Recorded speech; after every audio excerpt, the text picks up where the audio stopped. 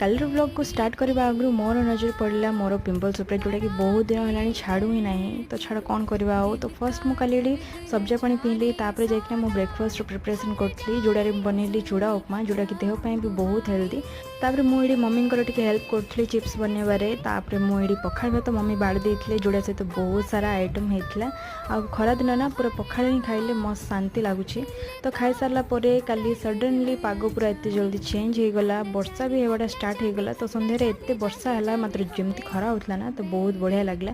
तब दीदी ये वीडियो कॉल करता तार एनुअल फंक्शन थिला तो सी देखा आमको आउ मुझे बिस्कुट बनई तो सीटा मुझे खाई ट्राए कली ठीक अच्छे ना नहीं जोटा कि चलो ओकेज टाइप रहा। मुझे सब्जा पानी बतरे देली राति नहीं फ्रिज रे रखीदी फ्रिज रखला मु चुटी तेल लगेदेली आउ जो मैंने जानी ना तो मुझे कहीदे आपण मानू कि मु वीकली 2 थर चुटी धुए ही धुए ना मत भल लगे। And thank you for watching.